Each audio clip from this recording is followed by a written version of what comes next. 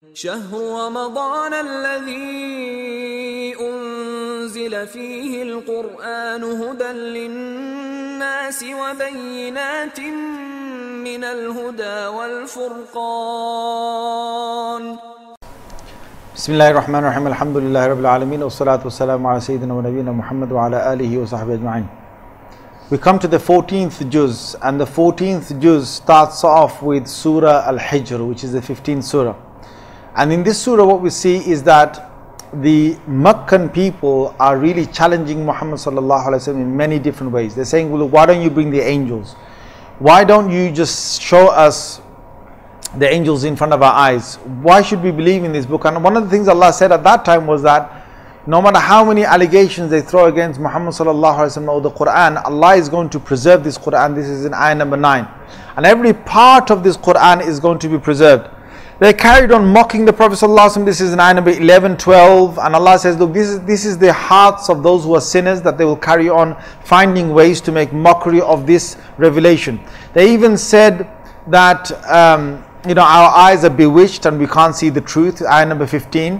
And Allah said, well, why don't they actually think about the cosmos, or they think about what I've created in the right above their heads? If they actually look at the signs above them, or the earth beneath them, which is ayah number 19, and they look deep inside and they realize that, look, all these pathways, the rivers, the mountains, the way Allah has designed this planet, even the stars above them, all of this is not coincidence. There's a great system that Allah has made, where certain lands you can live on, certain lands you can't live on, certain places where towns get formed and so on. And Allah says, look, I am the one that gives life, and I am the one that gives them an inheritance where one starts to become the end of the beginning of a new civilization. This is ayah number 23. And Allah says, look, this is nothing new, because what all this is about is the shaitan, it's Iblis. And the story of Iblis and Adam alayhi salam is all mentioned from ayah number 36. And he talks about the essence of man. And the essence of man is one good thing, which is he's humble, but at the same time he's forgetful. The human is forgetful. And what happened, just as Adam alayhi salam was forgetful and he was banished from Jannah to come down to this earth, Allah then said, well, all those human beings that are not going to take this message seriously, they will have the same consequence. And Allah Azza wa Jal then gives us the story of Ibrahim alayhi salam. And this time what he does is he tells us about the human being. What the human does to himself is the human starts to bring hopelessness within his own mind. And that's what makes him stop believing. This is in ayah number 55.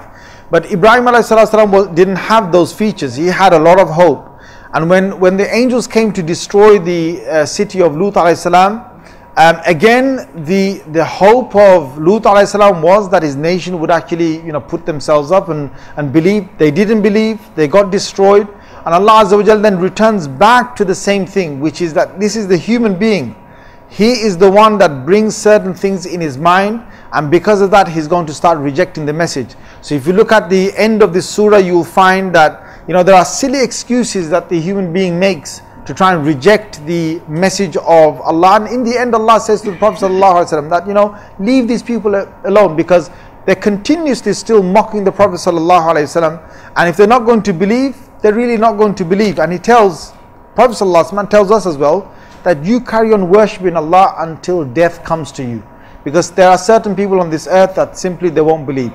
Anyway, that was Surah Al-Hijr. Now Surah Nahl starts from about quarter of the way, and Surah Nahl is a surah amazingly telling us sign after sign after sign for us to believe in this message and believe in the truthfulness of Allah Azza wa Jal.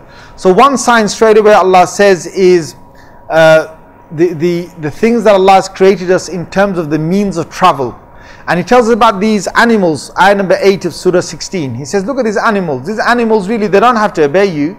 But you think about it, I am the one who makes certain animals obey you, where you can actually ride them, and certain animals you won't be able to do that. He then talks about the greenness around us, and he talks about the plants, the zaytun, talks about the nourishment we get from certain fruits, from dates, from the grapes and so on, and of all fruits that we get benefit.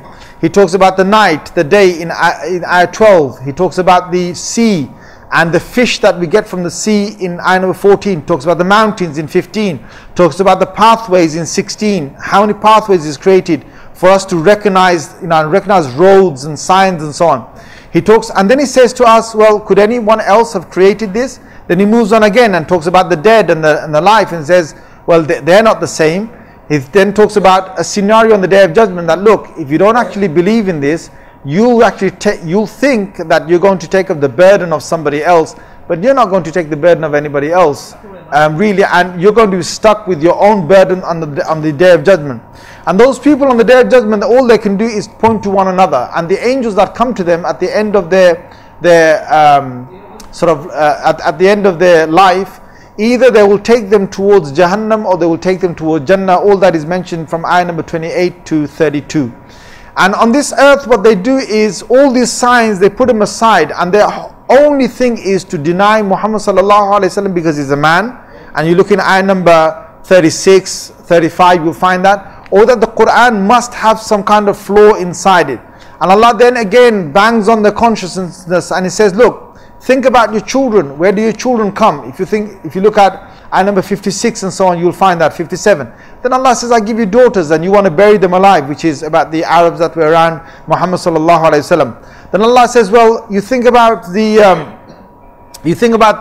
cow that you've got and the milk that comes from there, and how I bring it between blood and excretion right in the middle. I actually bring pure milk for you. This is in ayah number 66. Then Allah says, well, think about the fruits again, and about the sugar that you derive from the fruits, ayah 67. Think about the honey that Allah says, I create through the bees that are busy, that make that honey from the pollen, and create for you again another taste, a thing that you actually cherish on this earth, ayah number 69. Allah says, well, eventually what will happen is you're going to come to old life. And when you come to old life, all you really should think about is the cycle. All I'm doing is I'm creating a cycle. And you'll see that you're either at the beginning of the cycle, middle of the cycle, or at the end of the cycle. So he talks about, in ayah 72, he said, look, I created you, you're at the beginning of the cycle. Then I made you get married, you're in the middle of the cycle. Then I make you come to the end of the cycle where you have grandchildren. Half of that, you have grandchildren. So what will happen after that? Well, other people will replace you, just as people before you were replaced.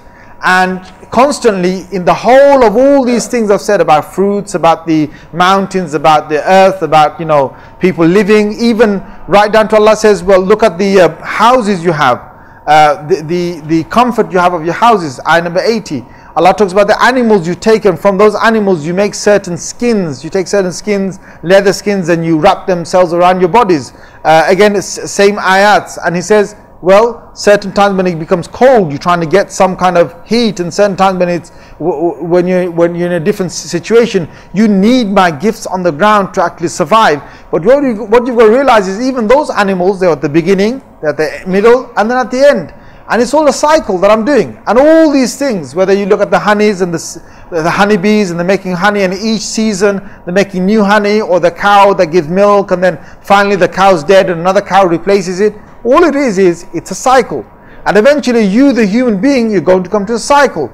But the important thing is, what are you taking with you? That is the thing that Allah makes us think about a lot by the end of this surah. So He says to us there's a really good scenario in ayah number 92. He says there was a woman in Medina who used to weave a whole sort of like a jumper or something. But by the end of it, she had a disorder, and she used to kind of break it all up and think this is nothing. Only if she had carried on and finished it off, she would have had a brilliant product. And the same thing Allah says is that you are on this earth, your job is to do actions. Those are the things you're going to take with you. The rest of it is a cycle, and you'll be left finished on the ground. So ayah number 96 explains that whatever you have is going to perish. Whatever Allah has, it's going to remain. And again Allah points this, that look, try and do good actions before you get back to the akhirah. And whoever does that will be rewarded. Ayah number 97. And try and stay away from the shaitan who will try and delude you from these good actions. Ayah number 100. And then Allah Azza wa Jal talks about the conditions of people. Because what will happen is that when people get many gifts, they kind of get relaxed. And they don't want to again, be with the sort of good works and so on. So if you look at ayah number 111, you will find that Allah talks about and 112, You will see that a whole nation, when Allah gave them loads of food and He gave them so much, that they didn't have to worry about anything. Suddenly, when they started to be ungrateful to Allah, Allah took it all away. So on this earth, Allah made them taste the bad result of not having anything at all in the end. And Allah says, look, all you need to worry about is through this cycle as you're going along, what is it that you're producing and what is it that you're bringing back to me? Carry on steering through life, showing that you are shakiran li'an'umi, show that you are people who show gratitude for the gifts that I've given. Use them, produce good results from them, meaning that do good actions on this earth, and in the end you will come back to me. And as for all those people who have hurt you on this earth, there is another world where you can get, where Allah can show revenge, where Allah can set the scores straight. And this is in the final ayats of the surah. And so the whole summary of it is that Allah has given many signs, we should take benefit from it, we should see the true reason why we're here. It's all a cycle, and in the end what we should do is we should produce good results to take to the akhirah. Jazakumullah khair wa akhir da'wana anil hamdulillahi rabbil alameen. الذكر علم ونور الحاملات سنا ونور والرسمات هنا سرور يا حلوات تلك السنين.